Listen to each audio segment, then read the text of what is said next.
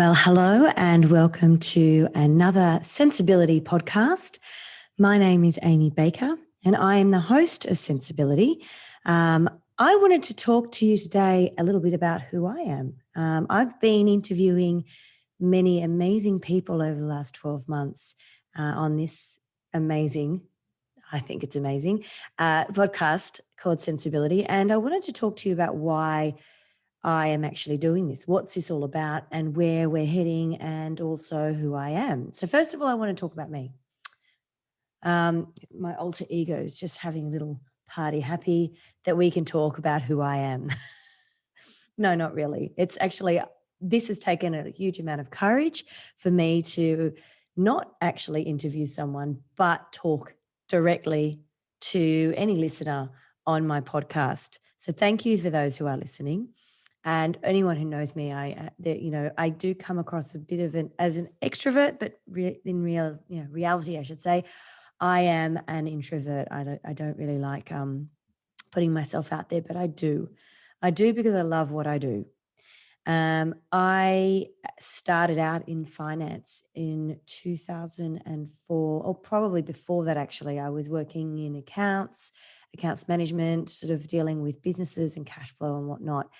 And the reason why I got into it was actually looking for a day job. I was a musician, I was a jazz singer, and then I felt, and I was in hospitality. So that's where my career started, actually. My first real work was actually working in restaurants and singing in clubs and with a band and doing lots of vocal training. So how I ended up here is quite a story. I fell pregnant with my first son and needed a day job. Yes, that's actually the first part of it. I started at St. George Bank in the collections department. And in that experience, I found myself incredibly concerned for these poor people that were struggling with dealing with financial hardship. And I've been down that road. I think we all have experienced that moment in life where you have to, face reality and sometimes go into serious budgeting, payment plans and whatnot. I seem to have already had some of these skills from my previous roles working in businesses, doing the bookkeeping and understanding company cash flow. So it was simple for me to see a solution for these people, but often they couldn't because they were stuck in the thick of hardship. Now, the problem I was facing is this was a call center and I had a KPI of listening to, say, 30 calls or dropping into 30 calls and maybe getting a certain amount of promises per hour. My issue was I was getting really good promises because I would give them a solution, but I wasn't taking the amount of calls I was supposed to. So I kind of wasn't that great at that job. But out of this role, I found myself incredibly passionate about finance and realized that there needs to be a better way. There needs to be a solution for people. People need to understand what financial products they're getting into. And a lot of the things that I discovered in this whole experience was that most cases were preventable. And that was what really shocked me and shook me the most. Most people were sort of stuck in a situation because they'd lost a job or a marriage breakup or a death in the family, or they may have not really understood how to manage their money. And there was a few key things there for me. People needed more financial education. People needed to understand how to protect themselves, say through income protection or life insurance. People needed to understand how to save with, having a safety net and not rely on credit, among many others. But it became apparent to me that there was a role for me in this path in the finance world. And so I set out to become a financial planner. So it wasn't very far off there that I ended up in the wealth team at St. George Bank and became an insurance specialist. I never in my wildest dreams thought I would be selling insurance, and that concept made me feel quite yuck at the time. I thought, oh, don't want to be one of those door-to-door salespeople or those people that call you during dinner time and sell insurance. What I realized was that is not the case at all. And it wasn't the case. It was actually quite one of the great foundations to my career and the importance of insurance was protecting what we're working for. If we get a car, we get car insurance. Pretty simple, just in case that car gets hit by someone else or we hit something, it makes sure that we're going to get that car replaced or fixed. There's also the safety net of CTP, ensuring that there is a medical protection as well in there. So, what are we doing with ourselves? We're our biggest asset in earning our own money. So, in this time in my life, in my career, I discovered how important it was to get the right insurance. If we're earning a certain amount, we're protecting we're protecting ourselves first and protecting our loved ones. If you aren't able to work, what's going to happen? If you don't have a safety net of savings or an asset that you could sell to survive on, what's next? Well, that's where the insurance piece came in. So I really discovered that place for me was becoming an insurance specialist initially, and then going down the road of completing my studies to become a financial advisor. Now, during this time, we started to face the GFC, and I had a second child and then a third. So, fast forward to 2008, and what the banking world was sort of flipped on its head, so to speak. It was quite an interesting time for me. I actually also found myself with a baby that was in and out of hospital, and it wasn't really working with my role at the bank. So I did have to make some decisions, and I took a sabbatical. In that year, I started working in another financial planning firm and realized how easy we have it in banks, in terms of the power planning services. The underwriters for insurance were just upstairs.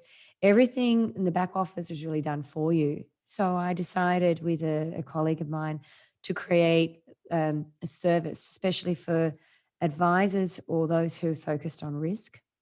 And we took that hard work out for them. So I basically started another business on the side, and that, became quite successful for a period. My business partner and I ended up parting ways. And at the same time, I became a single parent as my marriage didn't really work out. So this is really where my passion for what I do now became incredibly apparent. I found myself in a firm where I didn't feel valued or appreciated. I was promised equity, and the goalposts seemed to be moving further and further away as I was um, becoming quite successful at what I was doing. So I left that firm and I started my own business by myself, probably the scariest thing ever as a single mother with three young children, three young boys.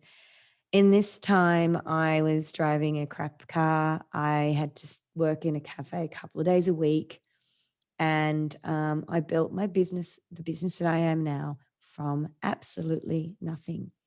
Now, this period of time was probably one of the hardest. I wouldn't say the darkest, but certainly one of the most challenging times for me. I learned very quickly how important cash flow was in business and in personal life. And when you don't have much to work with, that's where the challenge really kicks in. Now, I had a lot of experience with bookkeeping and whatnot in my past. So that wasn't the hard thing. The hard thing was actually getting the money in the door. And I'm telling you this as one now that can say, hand on heart, I've walked through, in the shoes of many of my clients. I've done the hard yards. I've worked really late at night, early in the morning before the kids got up. I work during only school hours. It many of us do. So I'm not saying poor me at all. I'm not being the martyr or the victim in this situation. I learned some of the best skills. And to this day, I teach my clients some of these skills the way I teach the cash flow management. I don't call it a budget. That seems like, it's like putting someone on a diet. We don't want to feel restricted when it comes to our money. I'm a big believer in have your latte or have the champagne on the weekend, or enjoy the good things that your money can buy you. It's all about understanding how your money can work, how your banking system can work. And I will, in one of these podcasts, go through in detail how that actually can occur, or actually in detail, my process. I'm going to also talk about where I've transitioned to with my business into the money coaching and what all of that is about. So anyway, let's go back 2008 to now we're 2013 when I started my business.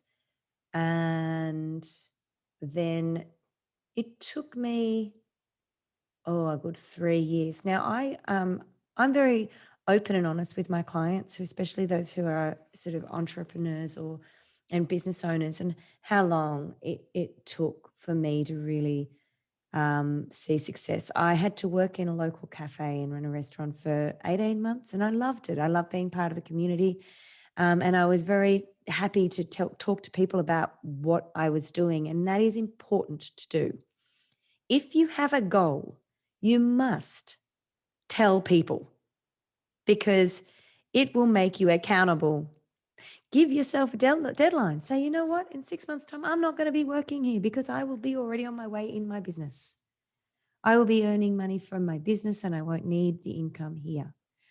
That is probably one of the biggest pieces of advice I can give anyone, regardless of whether you are going out and starting a business on your own, or whether you are, wanting to study or get that dream job or lose the weight or save for some, the amazing holiday. Not that we're going overseas anytime soon, but you get my drift. Whatever your goal is, find yourself in a situation where you must be accountable. Seek it out. Talk to people. Talk to your partner. Talk to your friends. Talk to your parents. Talk to your teachers. Find a mentor. So that's the other thing. When I was, I'd say 2014, I felt probably the brokest I've ever been. I was rich in and abundant in so many ways, but not when you looked at my actual dollars. I drove a car where I'd park blocks away from anyone to see it. And I basically lived hand to mouth, as you know, because I had the three kids. And I'm being really raw here. And it's, it was a long time for me to actually even admit that. And I was very active within our community in the AFA, with Inspire, with women in my industry. But I was also very ashamed of my situation. And I shouldn't have been. I should have actually gone, you know what? I am learning so much and I am growing a business and I am getting clients and I am serving people. I was undervaluing myself. Absolutely. I was not charging properly. I was working ridiculous hours to build the business, but it all paid off. And one thing I did was find mentors. Never be the smartest person in the room. Always seek out great people. And if you are the smartest person in the room, find another room. That was advice given to me years ago. And I also sought out business coaches, even though, my budget was tight, but I just thought it had to be done. I need someone who's going to kick me up the butt and get me accountable as well. So accountability buddies is as awesome, but sometimes having someone where as a coach had said, where you put skin in the game, make sure you are investing in yourself. So that's another key thing that I learned along the way with a business coach.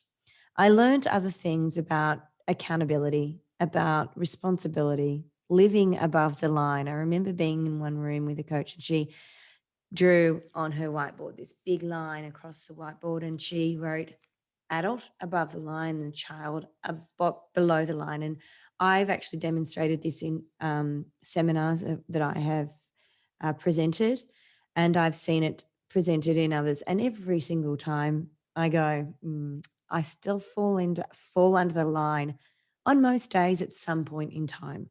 Now, what sits above the line is being responsible, taking accountability, taking ownership, not blaming. Whereas under the line, it is being the victim. It's blaming. It's not being accountable. And I look at my kids and I can see, there's an excuse. There's an excuse. Why haven't you picked up the stuff from off the floor in your room? Oh, because I don't know. No, I don't want to hear because. I actually really would love to hear, I'm sorry, I've been lazy. That's being accountable. It's still not ideal, but at least you're acknowledging I messed up and taking ownership of that and going, okay, I'm going to try and do better next time. So that is also another amazing lesson that I have learned along the way when I started out.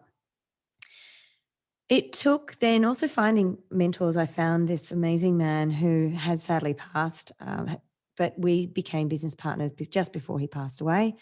And out of that, my business then started to really take off. He saw something in me that potentially I didn't even see in myself. And um, I took over his business when he passed away. Obviously, I paid out his family through their estate, and that was possibly one of the most challenging financial things I've ever done. And out of that, it's been an incredible ride since.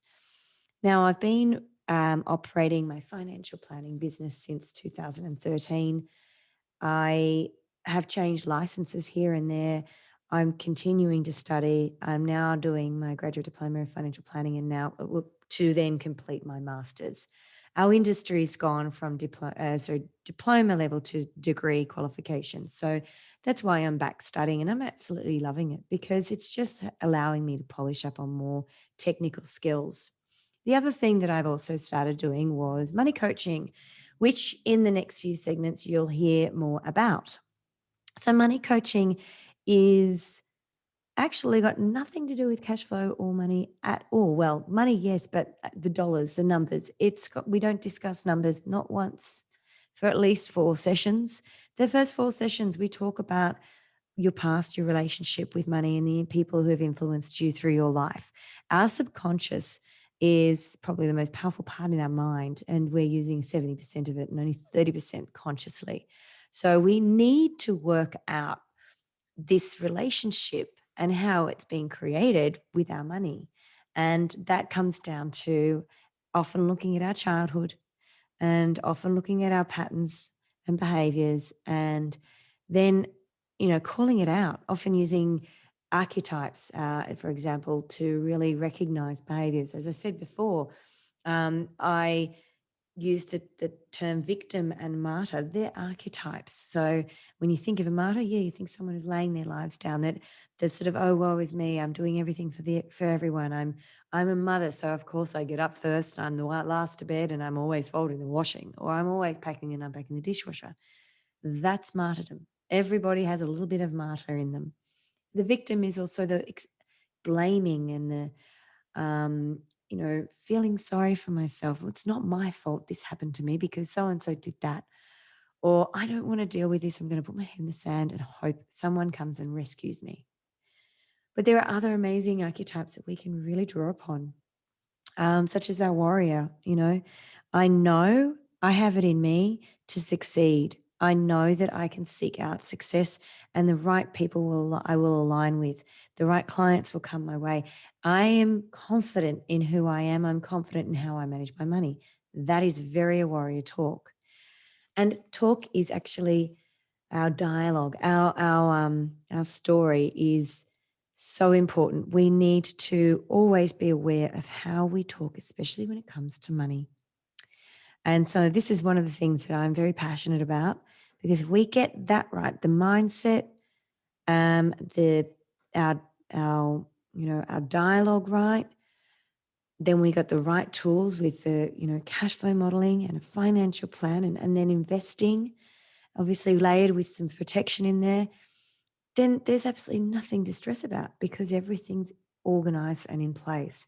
And that's my goal for clients. And obviously my clients have goals. They come to me with, I want to make sure that we can afford our daughter's education or that we can have a holiday every year or that, we can secure our home and not have a mortgage hanging over our heads. Everyone has their own goals. Everyone has their own values. The trick is not to buy into other people's values. The trick is to be really definite or define exactly what you want, who you want to be, what your finances are going to look like, and how you're actually going to get there. And enjoy the journey along the way. Excuse me. Financial planning shouldn't be a burden. It shouldn't be something that's scary, and it shouldn't certainly be something that you dread. If you're in a space where you're actually dreading looking at your money, then money coaching might be something that you need to do and look at and work out what the issues are, what is causing you this level of anxiety, and how we can weed all of that out so you can have a more healthy relationship with your money.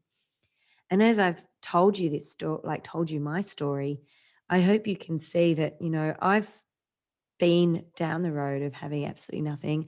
I'm in a place now, I've remarried, we've had a baby. COVID affected us like it's affected many others. My lifestyle is absolutely different to what it was 5 years ago, absolutely. But this was what I was aiming for, and I'm aiming for more. I'm aiming to continue growing financial security for my family. And some days, some months are harder than others. And that is also what goes on with running a business. Um, but there's other things that we've got. We have investments, and my husband's in finance. So I'm in a position where I can practice now what I preach. I really struggled doing that initially. When I started out the business in 2013, it was very hard for me to practice what I preached when I didn't have much to show for it. Right. So cash flow was tough. But what I did was I learned the method that I now teach my clients. And I've not changed that method. I teach an automated banking process. I teach an automated savings process. And I teach a mindset process as well that helps people, no matter where they are in life, get ahead financially. So if you want to talk to me about any of that stuff, please don't hesitate to reach out. All this information, there's a lot of blogs and things that I've written on my website. I'm going to try to be more social on social media. I really struggle with it.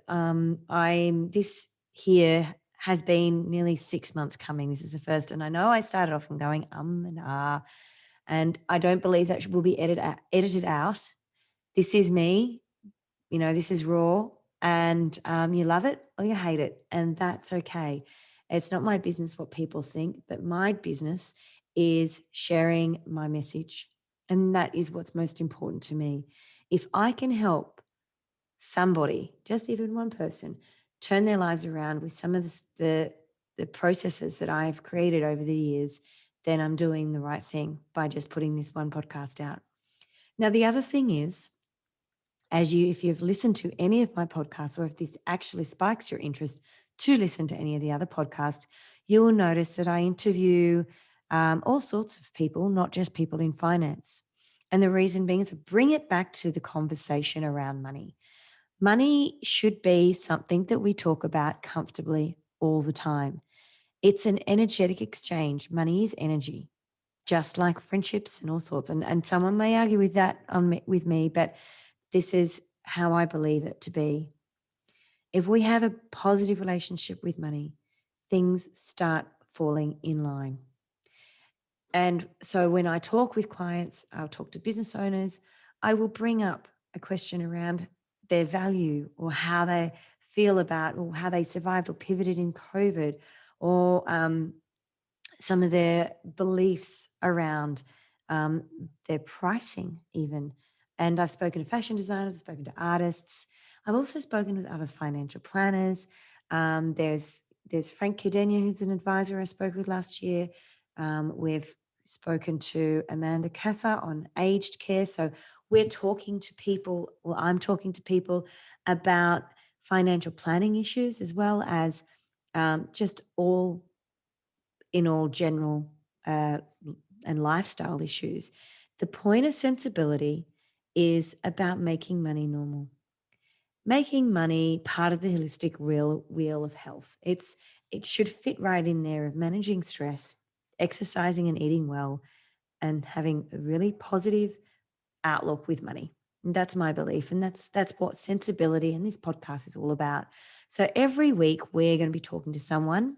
I've just recently spoken to Jared from GFC, who is an advisor for expats in Singapore. And that's an interesting topic to me. Again, it really writes home about how important it is to get an advisor on board, even if you're looking to go overseas or if you're working overseas, because there's always little issues and, things that you might need to iron out along the way, especially when it comes to different tax environments, and the fact that you're potentially earning far more than you had been in Australia, or equal. But that you're in another country and that your financial plan may be put on hold if you're not getting the right products or vehicles to save for your retirement. So having a conversation with him was fantastic. I'm speaking to a guy who started out in his early 20s creating a property portfolio and now has a business where he is a property advisor or buyer's agent. And we discuss, some of the things that he's done and how he saved and what motivated him. I'm hoping that these podcasts give people some insight on the amazing work that advisors do and the amazing work that other amazing professionals do, but also how great money can be and how it can enrich our lives. It isn't the root of all evil. It can actually help so many people. We just got to get that formula right, get that relationship, humming along. So that's it from me today. If you have any questions, want to reach out, want to do my money type quiz, please don't be shy. If you actually think you would like to be on my show, reach out, talk to me about it. If you have been in a situation where you've turned your life around and been in, potentially a dark place when it comes to your money and now completely in different space and you want to share that journey, by all means, I would love to talk to you. If you would like me to talk on certain topics, certain tech issues around financial advice, please send me a message about that too. I can be found at my Recap Advice website. So that's recapadvice.com.au or the Centsability website, centsability.com.au. That's Centsability as in CENTS ability. I am on Instagram, Facebook, LinkedIn. I think I'm on Twitter as well. I've got to get better at that, by the way. So I confess that you'll see lots of work and then all of a sudden I go really quiet. Now, that's also the nature of my work. I am a hands-on advisor.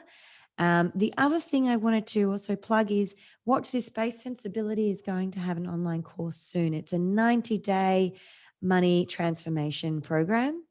We're going to be going through my core process, including the money mindset work through money coaching. So you're getting a bit of both. It's going to be a fantastic course. I say that because this has been my life's work, and I'm very excited that I'm actually putting it out into the world, basically. So I'll be plugging that a little bit here and there, and as we get closer and closer to launching. I'm also planning on doing seminars, and I will be doing speaking events in the future. So seminars right now will be webinars, but eventually I'd like to do face-to-face seminars too. I think we need back some human interaction. Now, if the seminars, we may look at doing live streaming if there are people overseas who are interested in getting on board.